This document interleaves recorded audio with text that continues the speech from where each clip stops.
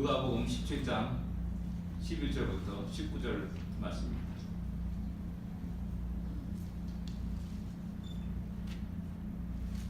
누가복음 17장 11절부터 19절 말씀 교독하겠습니다. 제가 11절 읽겠습니다. 예수께서 예루살렘으로 가실 때 사마리아와 갈릴리 사이로 지나가시다가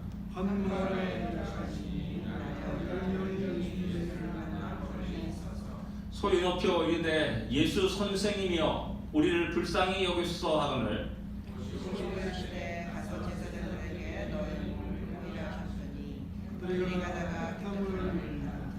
그 중에 한 사람이 자기가 낳은 것을 보고 큰 소리로 하나님께 영광을 돌리며 돌아와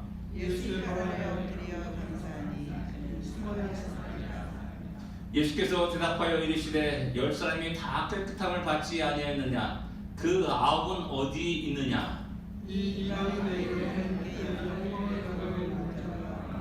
같이 읽겠습니다. 그에게 이르시되 일어나 가라, 내 믿음이 너를 구원하였느니라 하시더라. 아멘.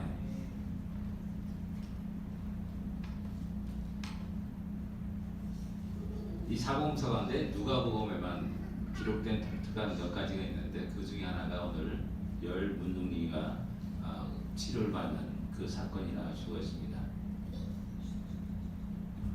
11절에 보면 예수님이 예루살렘에 가실 때 이렇게 말씀하고 있습니다. 이것으로 보아서 오늘 본문의 상황은 예수님이 사역의 후반기라고 우리 짐작할 수가 있습니다. 그렇다면 예수님의 생애가 이제 얼마 남지 않았다는 것을 의미합니다. 이 땅의 사람들이 아무리 예수님 말씀을 듣고 싶어도 예수님을 만나고 싶어도 조금 있으면 이제 더 이상 만날 수 없고 더 이상 그분이 입에 나오는 천국복음을 들을 수 없다는 것입니다.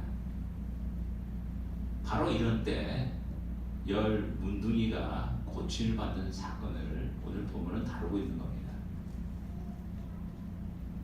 성경을 살펴보면 예수님이 후반 사역에서는 병을 고치는 사역보다는 교훈과 바리새인들과의 논쟁이 주로 기록된 것을 볼 수가 있습니다. 이런 의미에서 보면은 이 열 문둥병자들의 그 얼마 안 되는 마지막 기회를 잡은 행운아라고 말할 수 있습니다. 마지막 기회를 잡은 자들입니다. 예수님이 자기들 앞에 지나가면 다시 볼 수 없는 그 마지막 기회를 잡은 자들이 이 열 문둥병자들입니다. 이것이 왜 중요하냐면은 사람들은 기회가 많다고 생각합니다. 기회가 또 다시 올 줄 알고 이렇게 생각하며 살아갑니다. 그러나 실제로는 우리에게 많은 기회가 있는 것이 아님을 우리는 알 수가 있습니다. 나이가 들면 들수록 그것을 더 실감하게 됩니다. 어떤 사람 우리에게 시간이 많다라고 생각합니다. 그래서 이런 일도 한번 해보고 저런 일도 한번 해보고 우리 시간들을 낭비하면서 살아가는 사람이 많이 있습니다. 근데 우리에게 주어진 시간은 그렇게 많지 않다는 사실입니다. 70생에 80생에 요새 100세 인생이라 하는데 그 인생이 굉장히 길 줄 아는데 돌아보면은 그냥 화살처럼 휙 지나간 시간임을 알 수가 있습니다. 그리고 우리는 그 시간이 길다고 생각해서 마음껏 흥청망청 여러 곳에 쓰면서 버리면서 낭비하면서 살아왔습니다. 그래서 나이가 들면서 후회되는 일이 많은 것을 보게 됩니다. 우리에 대해서 선택의 폭이 많다라고 생각합니다. 먹고 마시고 공부하는 것, 성경 읽는 것, 예배드리는 것, 그런 모든 일들을 어떤 하나를 선택하려고 합니다. 오늘 예배드리지 못하면은 다음 주에 예배드리면 되겠지라는 그런 생각들을 하는 사람도 오히려 많은 것을 보게 됩니다. 그러나 우리의 시간이 1년 남았다면 과연 우리는 그 시간, 1년 남은 그 시간을 어떻게 보낼 것이냐는 겁니다. 여전히 프로야구를 보면서 신나게 막 응원하면서 우리들이 시간을 보낼 것이냐? 앞으로 남은 생애 짧은 것을 알고 하나님 앞에 나의 모습을 정리하면서 또 준비하면서 살 것이냐? 나는 이런 모든 것들은 굉장히 중요한 문제라는 것입니다. 문둥병자들은 어쩌면 그것이 나의 자기의 생의 마지막 기회인가? 라는 그 생각 속에서 간절히 주 앞에 부르셨음을 우리에게 이야기해 주고 있습니다. 사도 바울은 고린도 교회를 향하여서 보라 지금은 은혜 받을 때요 보라 지금은 구원의 나로다. 지금이라고 말합니다.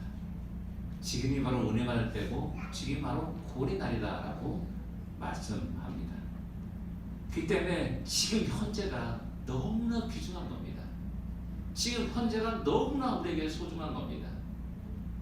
근데 우리는 그것을 너무나 소홀히 다루는 그런 경향들을 가지고 있다는 사실입니다. 이 열매의 문둥병자들은 자기 인생 앞에 그 시간에 그 장소에 지나가는 그 주님을 붙들고 외치고 부르셨다는 사실입니다. 이런 그 기회가 그 인생 속에 수천 수만 번 일어나는 것이 아닙니다. 어쩌면 자신의 인생에 가장 한 번 유일한 그 사건일 수 있다는 사실입니다. 우리가 많은 사람들 가운데 이렇게 만나고 수많은 곳 가운데 이곳에서 우리가 서로 만난다는 것은 너무나 소중한 일임을 우리는 기억해야 됩니다. 특별히 하나님의 뜻과 계획 가운데서 만났다는 그 사실은 너무나 소중하고 귀중한 일임을 갖다가 우리는 인정해두고 볼 수 있어야 됩니다.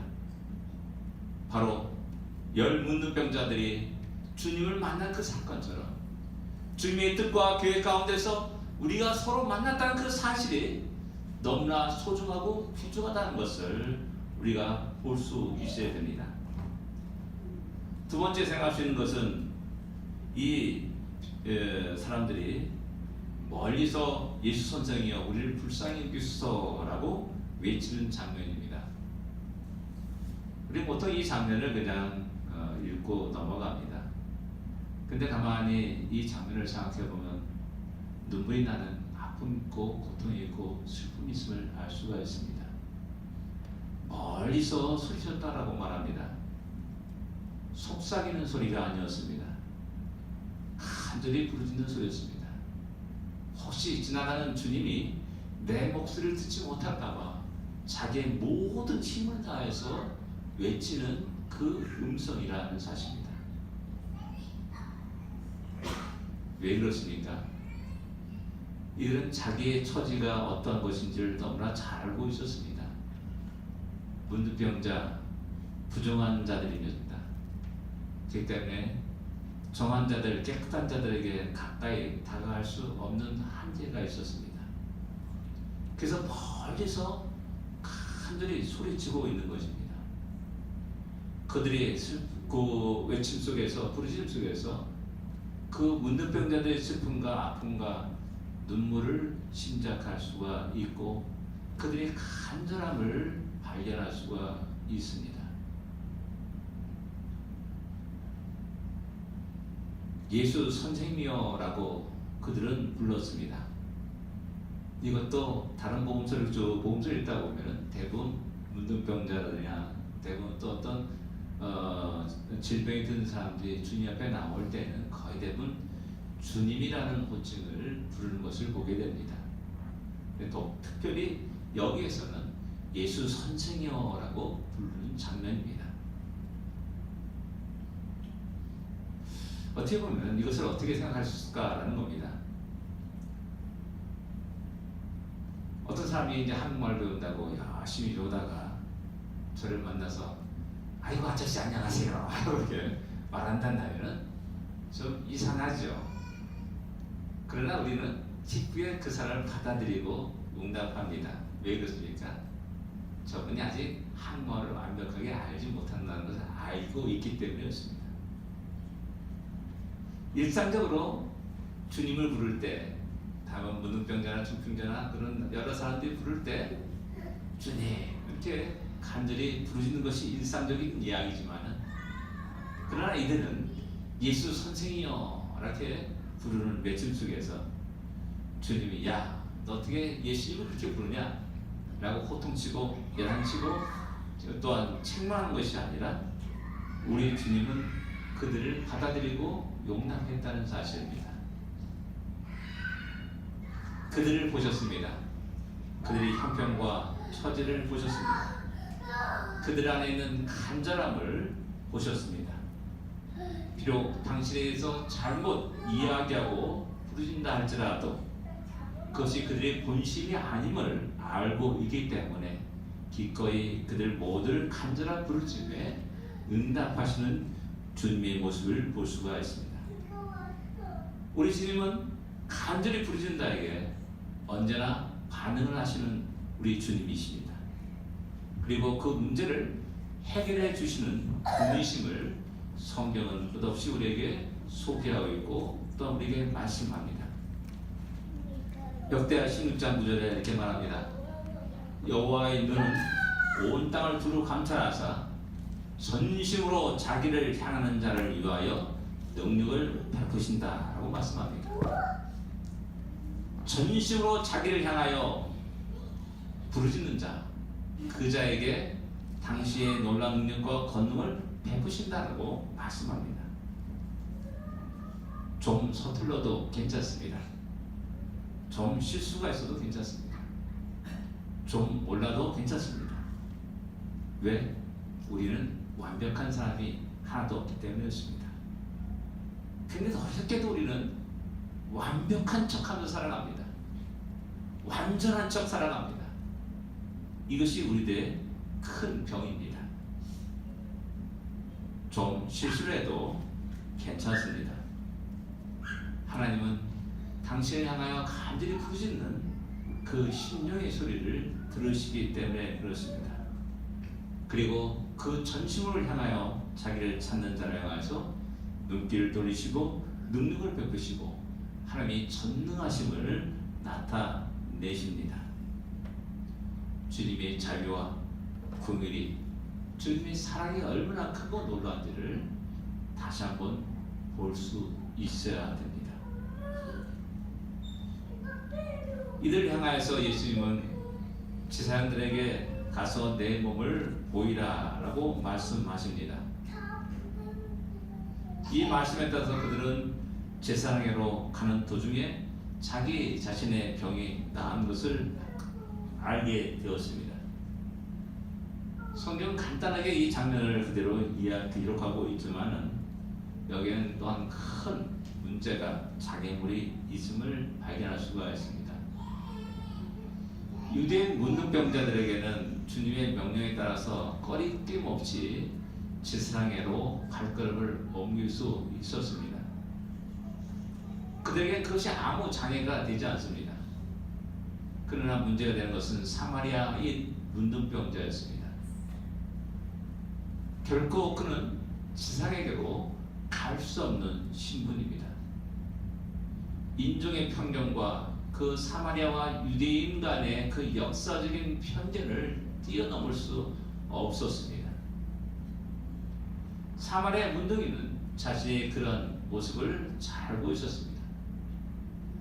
이것을 알고 제사장에게로 향하여서 발길을 옮긴다는 것은 참으로 무관치고 어리석은 짓입니다. 그럼에도 불구하고 사마리아인 문둥병자는 주님의 명령에 따라서 다른 문둥병자와 함께 제사장을 향하여서 발걸음을 옮겼습니다. 사마리아의 문둥병자가 뛰어넘어야 될 문화적, 인종적, 역사적 장벽이 있었습니다. 우리 같으면 도저히 안 되는 일이기에 쉽게 포기할 줄 모릅니다. 가도 소용없어. 가봤자 아무 도움이 안 돼. 가봤자 저 세상이 나에게 환대하거나 나를 만나주지 못할 않을 거야. 나는 이런 깊은 편견이 우리를 사로잡고 있을 때 주님의 그 말씀과 그 명령에 순종하는 것은 결코 쉬운 일이 아니었다는 사실입니다. 그럼에도 불구하고 사마리아 문둥병자는 그 말씀에 순종합니다. 유대인의 문둥병자들과 함께 그 동행을 하게 됩니다.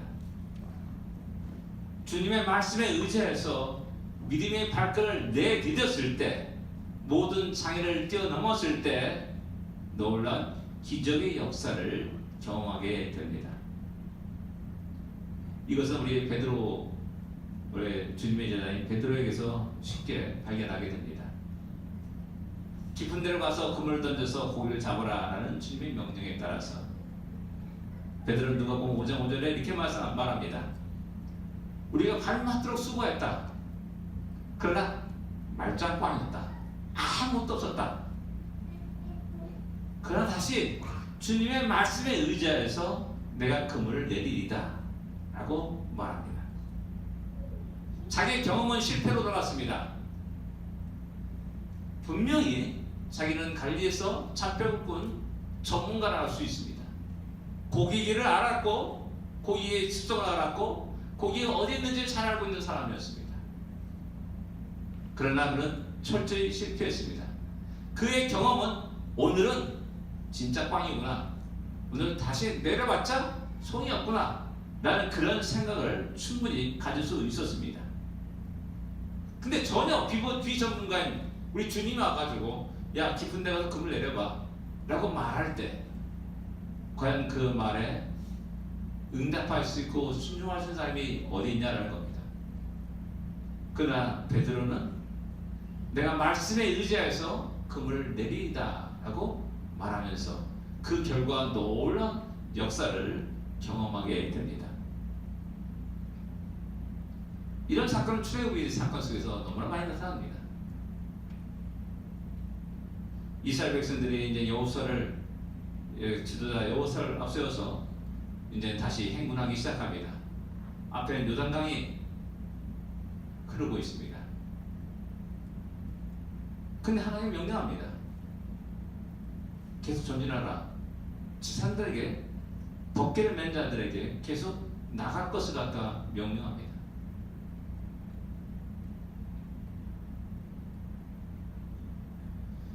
그 명령에 따라서 그들은 발걸음을 내딛습니다. 요단강에 발걸음을 내딛습니다. 그럴 때 그들은 그 놀라운 기적 역사를 경험하고 또 직접 목격하게 됩니다.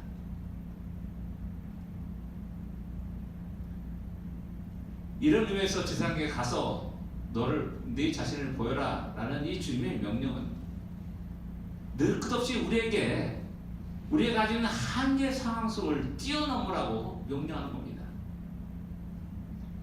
주님이 전능하신 하나님이십니다. 못할 것이 없는 하나님이십니다. 그렇게 그분의 말씀과 명령에 따라 순종한다면 우리의 작은 지식과 우리의 작은 이성을 뛰어넘는 놀라운 기적 역사를 갖다가 경험할 수 있다는 겁니다. 우리는 그런데 우리의 경험의 한계에 스스로 내 자신을 매몰시켜버립니다.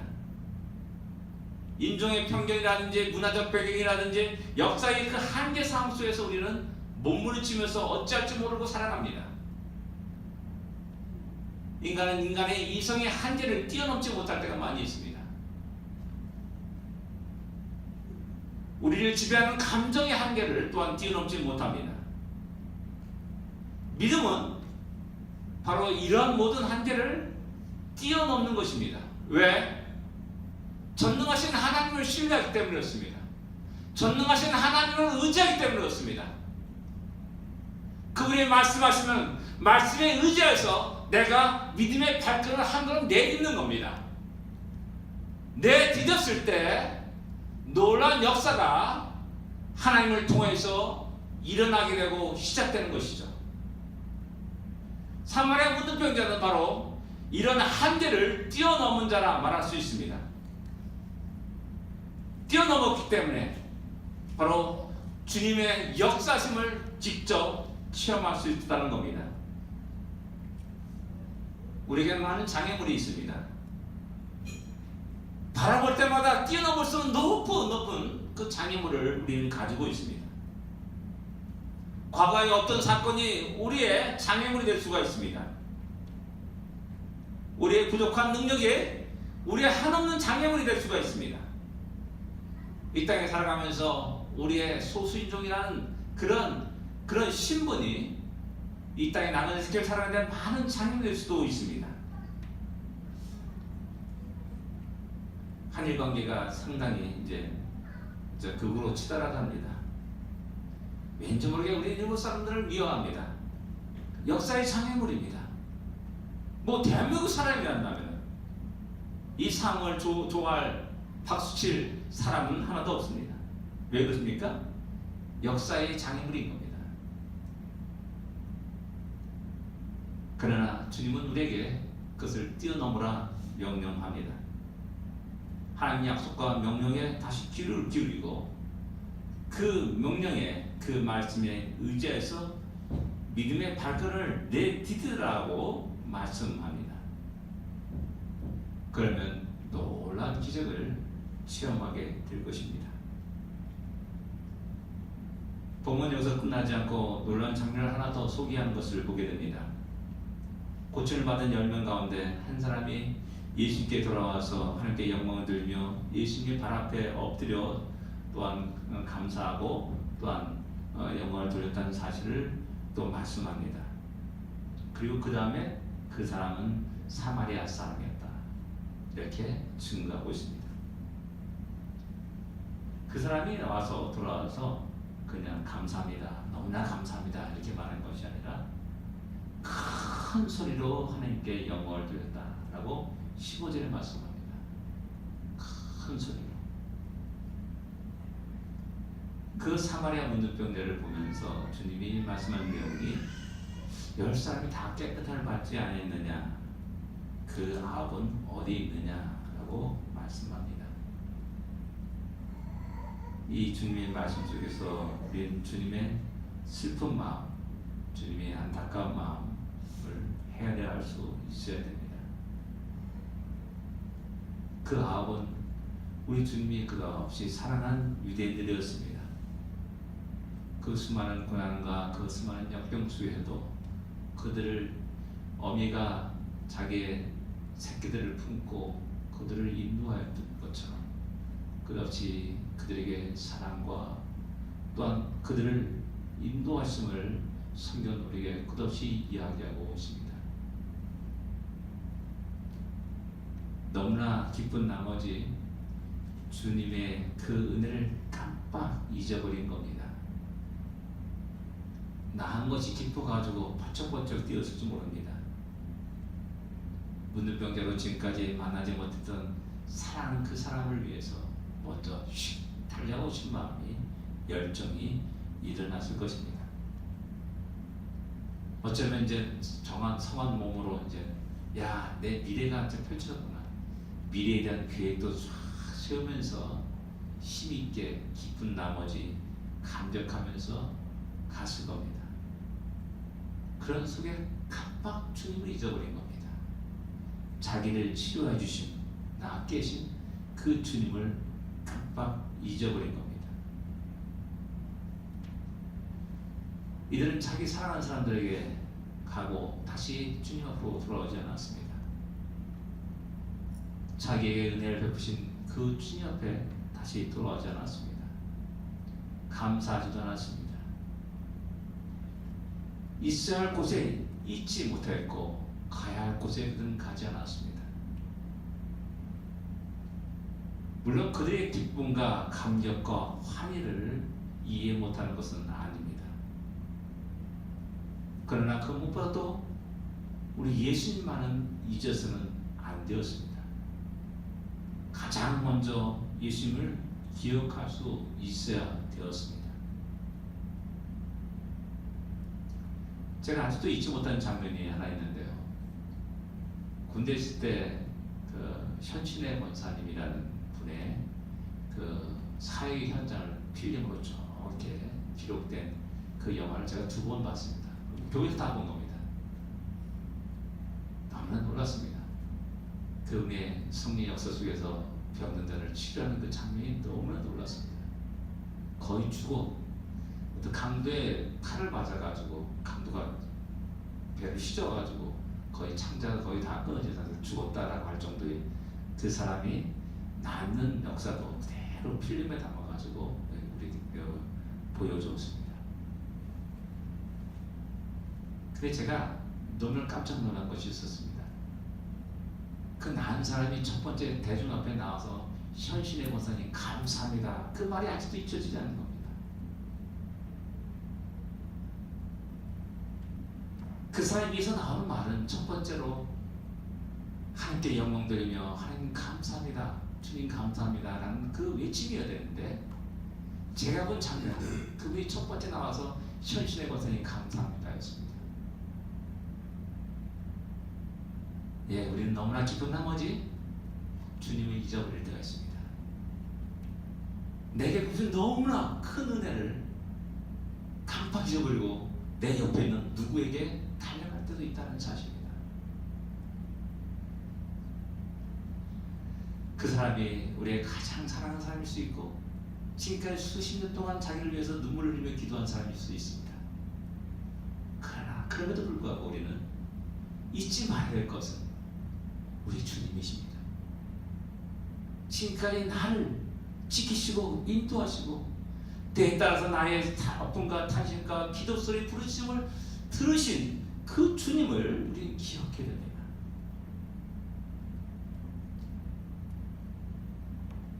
이 말씀 속에 우리 주님의 안타까움과 슬픔이 있는 겁니다. 이스라엘 전 역사를 보면 바로 그랬습니다. 하나님 우리를 어떻게 사랑하십니까? 라고 사람들이 질문했을 때 말라기서는 이렇게 대답합니다. 내가 에서를 버리고 야곱을 택하였다. 그 한마디로 모든 대답을 딱 종료시켰습니다. 하나님 우리를 어떻게 사랑하십니까? 우리가 마음껏 항의하고 또 항의하고 불평한다도 할지라도 그럴 때마다 주님은 우리에게 말합니다. 십자가를 바라보라고 말합니다. 우리가 아직 죄인 되었을 때 그리스도께서 우리를 위하여 죽으셨다는 사실을 성경 우리에게 얘기해 주는 겁니다. 그분의 그 보혈을 말미암아 우리가 다시 살아났습니다. 새 생명을 얻었습니다. 새로운 산 소망 가운데 살아갈 수 있고 영원 나라를 갖다가 소망을 살아갈 수 있고 영원한 시간 속에서 우리가 주님과 함께 영원한 시간을 보낼 수 있었음을 우리는 잘 알고 있지 않습니까?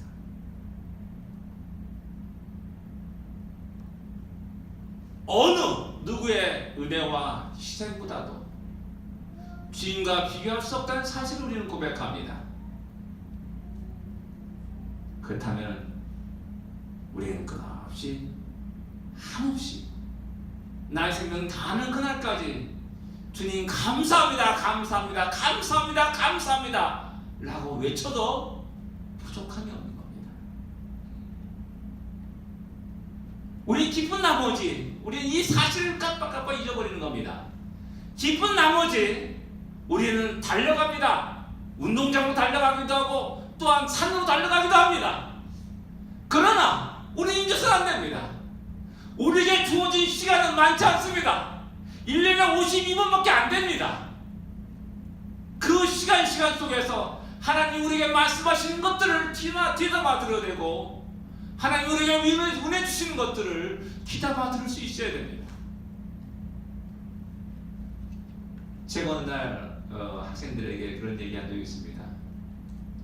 참 안타까운 것이 한 6개월 지나면은 3분의 1이 떠납니다. 그것이 너무나 내 마음속에 너무나 아팠고 길어왔습니다. 떠나는 것에 난 아주 그냥 그것에 대해서 너무나 마음의 상처를 받던 사람이었습니다. 그러나 어느 날 학생들이 그런 얘기했습니다.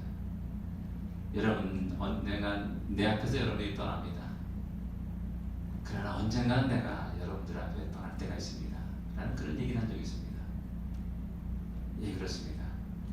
우리가 만남과 특별히 주님과의 만남, 주님과 동행하는 것, 이것은 우리들의 인생의 가장 소중한 일이라는 사실을 깨닫고 늘 기뻐하며 감사하며 살아가신 우리가 되기를 원합니다. 항상 기뻐하라. 쉬지 말고 기도하라. 범사에 감사하라. 이것이 우리를 향하신 하나님의 뜻이다라고 말씀하는 겁니다. 그 답은 어디 있느냐 이 말씀 속에서 우리가 주님의 마음을 슬프게 하고 아프게 하는 그런 자가 되어서는 안 될 것입니다. 오직 하나님께 영광 돌리는 의대 인생이 되기를 원합니다.